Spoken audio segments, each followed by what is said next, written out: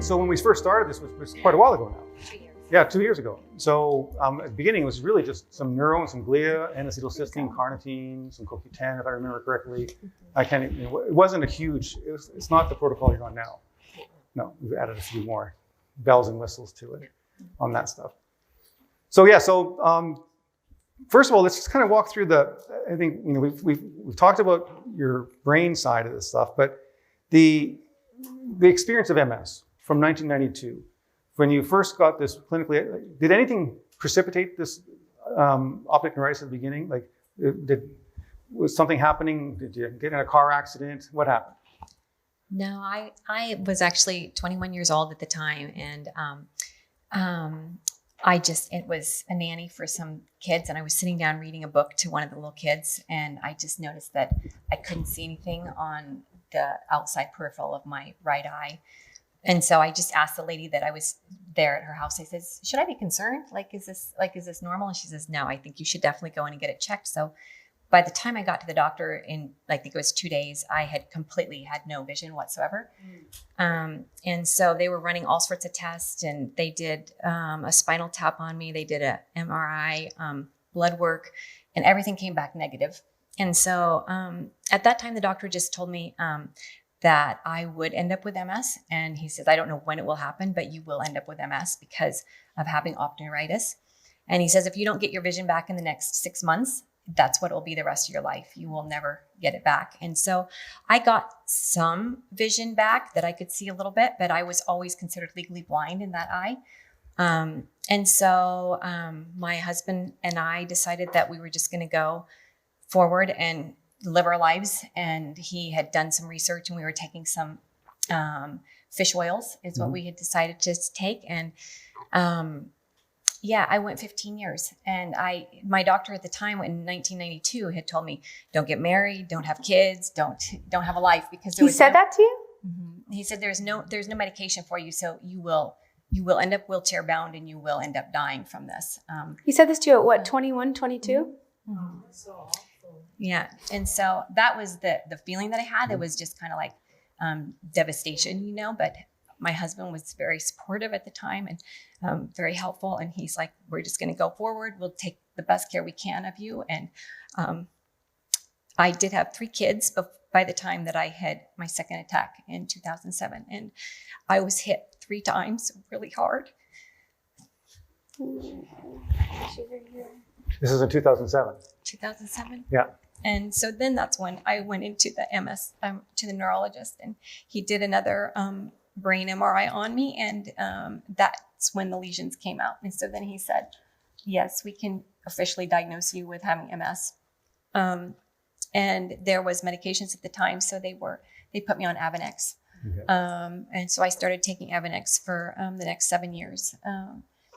And it did help, but I had the numbness. It was my legs that I had. And so, and then in 2020 or 2020, 2021. Did the numbness go away though so from 2007? Yes. So I actually had 100% recovery every single time that I had the numbness. My last one that happened in June, I was actually numb clear up to my chest and down my right hand. I couldn't feel in my fingers or anything. And so that was in 2007. And then in 2020 is when I started noticing my foot, and I started having trouble with a drop foot. And so that time they told me it was probably from the numbness that I had in 2007, that I had some damage on my spinal cord in a small little spot that would have difficult time as I got older, that it would be difficult for my connection from my brain to my foot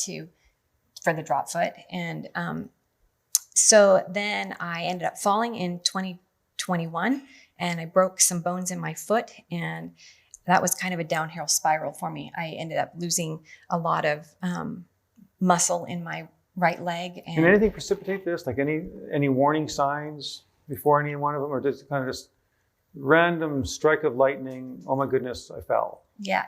Well, I mean, I could sense that I was having, at the time, I didn't really understand what drop foot was. And so I was just trying to, I would hold on to my husband's arm if we were out walking, or just try to, use some precaution and stuff. But we were at a restaurant and I told them that I could walk to the table by myself, even though I knew my foot was giving me some troubles and it felt very, very heavy. And so as I was walking to the table, I fell. And so I knew that something wasn't quite right. And so I was concentrating every step that I was taking, but I came to some double doors and I needed to open one of the doors to get to my table. And so for just a split second, I stopped to think about how was I going to get through the doors? And I took a step and your foot was stepped gone. right. Yeah. And my foot was gone. And I stubbed my toe and came over the top of my foot and broke the 2 bones in my foot. So I had pins in my toes and it was quite traumatic. And so I just felt like I was on a downhill spiral. And they said, you'll never come back from drop foot. It's going to be something you're going to have to deal with the rest of your life. And so, yeah, 2022, at the end of 2022, a friend of Greg's said, I know this man named Dr. Goodenowe, and he has a blood test. So why don't you do the blood test and just see? So I signed up and did the prodrome scan, and then I ended up having you call me when I was here in California, believe it or not. And so, and where did the fatigue fit into the timeline? Oh, I had kind of struggled with that all my life. Okay. So especially having 3 kids and kind of stuff like that, every time the kids would lay down, I would lay down. And it was just kind of, my life revolved around that. If the kids were in bed, I was in bed. Usually slept quite a long time at night and always had to have a nap during the day. And so, Most people forget that MS is fundamentally a mitochondrial disease. It's a mitochondrial weakness. And anyone who gets fatigue is fundamentally mitochondrial insufficiencies. Okay, so when you get a flu or you get a cold, you get some sort of immune reaction, it puts stress on your mitochondrial system. So fatigue fundamentally is mitochondrial.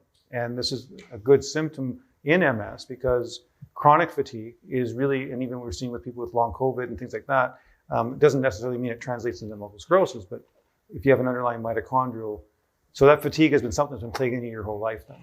Yeah, it really has. And I kind of have a tendency to forget about it.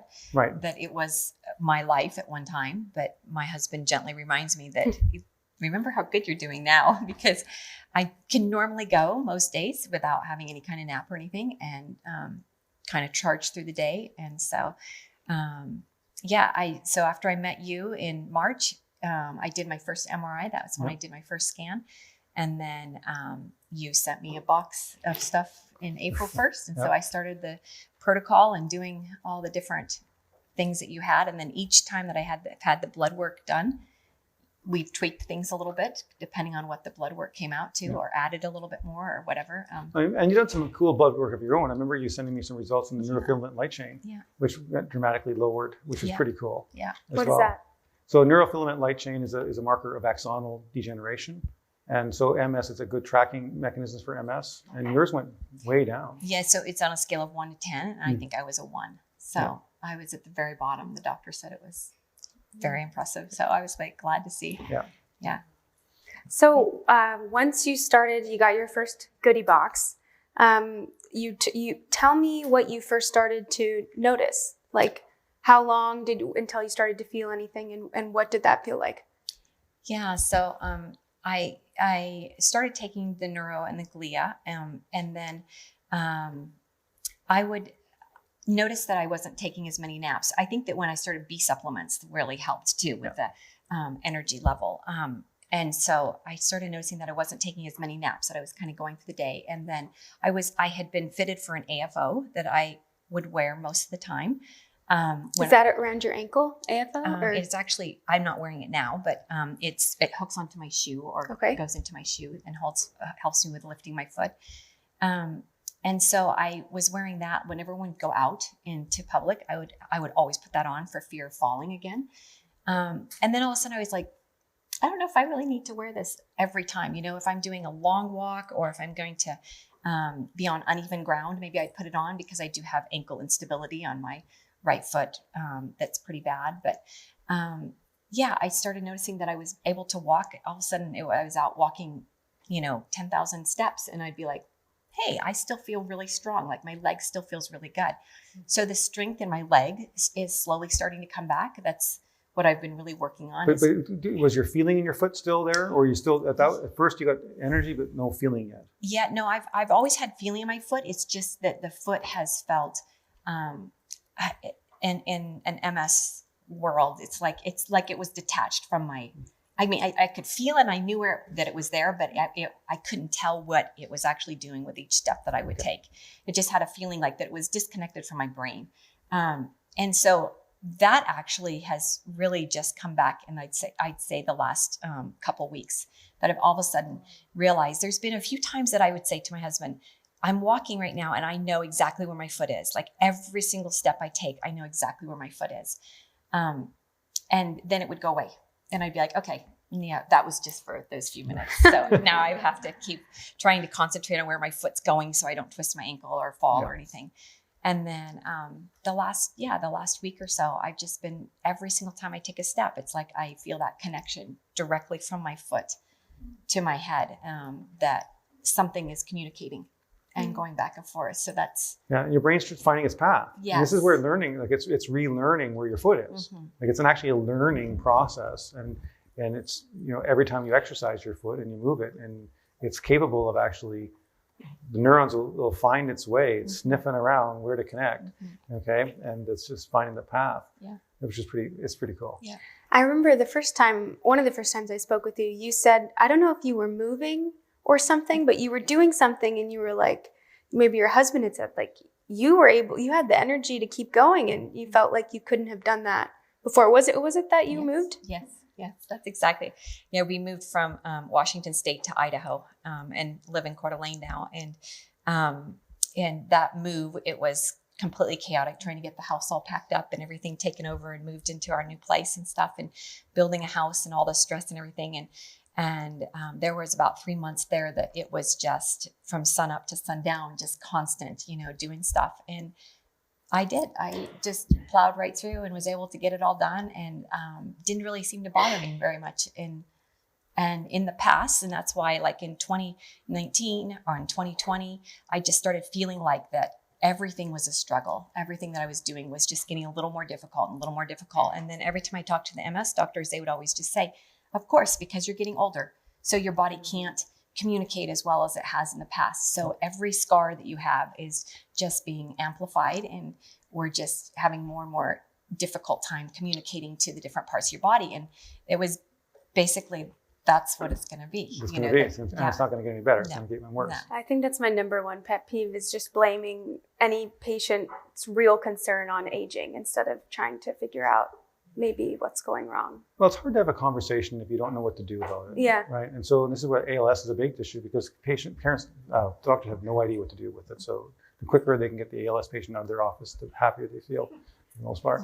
And so tell me a little about the vision. When did you first notice something weird happened? So I had come down here in November and done my MRI.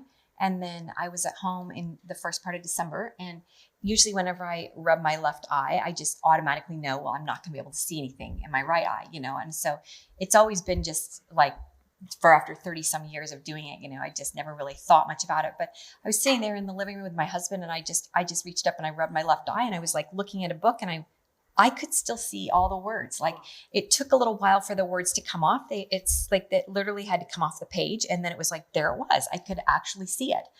And so I read a little bit, and then I looked at my husband. I'm like, I can read. And he's like, no, you can't. I'm like, no, I can read. And so, he got me all sorts of different things out around the house. Can you read this? You know, just random stuff. And I'm like, yes, I can read. And then the next week I actually got your email saying, I need to go over your results of your MRI. I think I have some good Christmas news. And so, that's when all the pieces started coming together, and it was like, you saw it. Yeah. I could feel it. Connectivity was happening, and then it's going to. For both of you, I'm just curious, what was it like? I mean, we had heard you had more energy. You know, we had heard you were feeling better. What was it like to see her second brain scan? It was pretty cool. Like, well, it's cool because you can now probe. You're like, things. Eureka! I've done it. I'm a little more cautious than that. The general rule. But it's because it's really your case studies like this really help us tool the technology. So what are we looking at? What are we seeing? And you know, obviously we want to make sure it's not some random statistical effect in the MRI as well. So, but it was very clear that these changes were happening, and on the functional connectivity changes, neurovascular coupling was improving. it was very, very clear that your brain was healing. But now how that's going to translate into your everyday life, right? That's a complete unknown. Like the brain is still going to do what it's, you're living your life, and it's going to be a representation of your daily activities. And you have obviously been just an amazing steward of your body because you've been active. You've been providing the stimulation, like you're doing the walking, you're doing work, you're living your life, and you're creating that pathway for your body to adapt into. And so we talk a lot about adaptability, because fundamentally we are adaptive. The brain is adaptive. It's going to adapt to your couch, or it's going to adapt to the gym. Okay, it's going to adapt to the environment that you put it in. And you've been just incredible on the, sticking with the program, but then also just living a life that is neurologically stimulating. And that is really the critical thing of all of us, is that it's, you put the fertilizer in, right? And then eventually, you still have to kind of do the work. So what was it like when he went over your MRI with you? Yeah, no, it was amazing to be able to just see some of the changes that were like undisputable. I mean, you just it was, as you sat there and looked at the stuff, to say, yeah, that's what's actually going on in my head, and then to be able to feel it through my body, knowing that things are connecting and their changes are happening. So yeah. Well, and the blood work too. So we get this a lot, and is that people look at blood work and they look at diagnostic tests for the purpose of diagnosis. We don't really use these things for diagnosis anymore. We use them for monitoring and for, even the blood work. Early on, when you're not seeing any symptom changes, the blood work gives you some indication that you're doing something, right? And we're starting to restore health, and it's really about tracking the restoration of health. And the MRI is the same way. It's really not about diagnosing MS, because we already know you have MS, so I don't really need to diagnose that for you. It's, can we actually track change in recovery? And the important thing for patients like yourself and clients is that, you're putting all this effort. Okay, the world is so busy. There's so many thousands of things that you can try and do. And how do you stick with something for a while, right? And say, I've been doing this for a month or two, and I'm not really seeing anything. Let me go try something else. And if you can get objective measurements that says, okay, no, this is doing something. We're working on this thing, right? And it gives you that some level of resolve that you're not wasting your time, and provide some level of confidence. I'm going to stick with this. And then when you start seeing a neurological change, so there's one thing with a biochemical change, because people are familiar with a bunch of blood tests. You're looking at your cholesterol and your everything else all day long, and you kind of throw it down the side of your desk every day. But the MRI imagery is really it's really an objective value. And I think what shows people with all these diseases is that we have a scientifically valid concept that is going through it, and then you can stick with it. And it is really, you're 2 years into this thing. And so people shouldn't think, that you're just going to jump up in 2 weeks and have some miraculous recovery. It's hard work. And that's the hardest part of all these things, is having the resilience to stick to a program. But I'm sure seeing the neuroimaging is it's this feedback loop of you can trust what you're feeling at the same time. You're like, yeah, I am getting better, and then you see it, and it's the neuroimaging is research-based information where you're doing your best to translate it into clinical practice. It's not easy. Not every scanner has these sequences. Right. And so as amazing as it would be to have everyone who wants one to be able to jump into, an fMRI, it's not always possible. But for people like you, they're able to, hopefully we'll get more and more data, and we'll be able to confirm what the anecdotes say. And not everyone will need one if they don't have access. There'll be enough there where they can feel confident. But it's also just your own personal life path, right? Having this is yours. You now have that MRI data in your head. And so even for my own and yours, it's getting a baseline. Okay. And many of our practices, many people get a concussion, they get a car injury, they'll get something happen in their life, but they don't really know what their baseline was. Right. And so really getting that brain scan, that really, when you're healthy, get a good quality brain scan that says, okay, this is where I am. So if something happens later on, it also allows you to track, because this whole concept of optimizing our health is to relieve health anxiety, right? So you want to basically say, when you get key biomarkers in place, Like you can never eliminate every single random bad thing that can happen in your life. But if you can eliminate some of them and say, you know what, I don't need to worry about this right now. Okay. I'll come back in a year, see if anything's changed. But I'm now, rather than coming back a year and say in a negative concept, oh my God, I'm just dreading my next checkup because what did they find in the last 12 months that's going to potentially devastate the rest of my life? You're really going now just to check that everything's okay. And I think that getting that mindset changing, building some level of confidence that you have good blood work, you have good brain work now. People can start checking on things rather than always waiting for, and I use this bad joke, the next foot to drop, but the shoe to drop. But rather than waiting for this, random thing happening in your life, you feel you got some control. Like it's not, health shouldn't be some random scary thing. Back to the vision. Can you tell us, so you were reading and you're like, okay, I'm seeing more. Then didn't you go to the neurologist, or where did you go to kind of get confirmation that your eye was better? Yeah, I went to the neurologist first in June of 2024.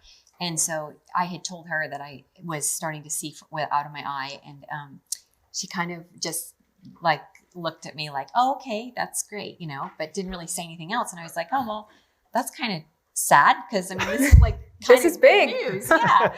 And then a few minutes later, a nurse came in and she goes, yeah, she wants to do an eye test on you because she wants to actually document it in your chart of what you can see today. And they knew that I was considered legally blind and that I could only read the E. It's all that I could see I could see little dots below it, but I could never see what any of the letters were. I could just see the E. And so I told her that. And so I guess that's what my baseline would have been, was the E. And so as I start reading the lines and I'm down to the second line and the third line and fourth line, she's like, okay, thank you very much. So I think they were a little bit impressed. So yeah. I don't know. I go back and see them, I think, next month. So we'll see. That's exciting. You see a lot of vision improvement, but no one's been like this. It's optic neuritis. It shows that the inflammation was really blocking your vision for so long. There's been a block, and you relieve that, and those fibers are clearly there, right? So did you ever expect it could come back, or were you just completely planning on were used to that? No, yeah, that was my total norm. My doctors had all told me there was no way. So when I met Dr. Goodenowe the first time, and he was so positive, telling me all the things that he could do for me and everything, and I was like, oh, well, this sounds like pie in the sky, but I'm like, I'm willing to give it a try. What do I have to lose? And my husband and I've always said that we want to seek the best medicine we can and figure out the best things that we can to stay as healthy as possible and stuff. So I was willing to give it a try. And there were days that I'd be like, do I really want to take this neuro? I'm like, okay, yes, no, I do want to take it. So I was trying to be very, very diligent every morning. But yeah, to then see it actually happen. And I started taking it in April 1st. And so it was in December that I started noticing it. So it was quite quick, actually. And you're getting on the PC Plus products now, and you're noticing that seems to be punching things up a bit for you. I feel like the Grillo PC Plus is really, really a good thing, and I can't wait to get back home actually and continue trying it because I'm anxious to see what else happens. But, that's the fun part. Yeah, no, for sure. Exactly. And this whole thing we do with health and longevity is it's fun. Like it should be fun. Your health should be fun, and if you're in control of it, you should not be scared of your health. You should be encouraged. And this is great. Like this is wonderful. Back to what you were just saying about it being, inflamed, and me asking her if she ever thought it could be better. I find it so interesting with, her vision or with someone's memory, how we just assume that these things, once they've gone one way, that's the only way they can go. And so regaining vision, like the body's so interesting to me that it's not gone forever, right? That there's just a connection or something that was inflamed and it's able to heal, or your memories aren't lost. They're still there. It's your ability to retrieve them. It's very interesting how we can actually turn the trajectory around, and how you did it when people told you that was never going to be possible. Yeah. Well, it's exciting. Thank you very much, Lisa. Yes, thank you. And thank you for coming. Thank you for sharing your story. We are so grateful. Any final thoughts for people with multiple sclerosis? Anything you'd want to say to someone listening? Yeah, no, my biggest thing is that I feel like that nobody cares about your health except for yourself, you know, and so everybody kind of needs to take charge of their own health. And I feel like that this is not something that can hurt you, so it can only help. So I think everybody should try it, really. Getting on the well, you're in California. We're from Moose Jaw, which is Saskatchewan is one of the highest concentrations of MS in the entire world, actually. Is it really? Yeah. And so MS kind of happens at the higher latitudes as a general rule. So it kind of follows the lack of sunlight. So there's a vitamin D association with it and a bunch of other things. But for whatever reason, statistics are statistics. Epidemiology, like we like to track people and find out hot spots of this and hot spots of that. So I love what you said about no one's going to care about your health but you. Yeah. Yeah. And thank you very much. Well, you're very, very welcome. It's just Big round of applause for Lisa.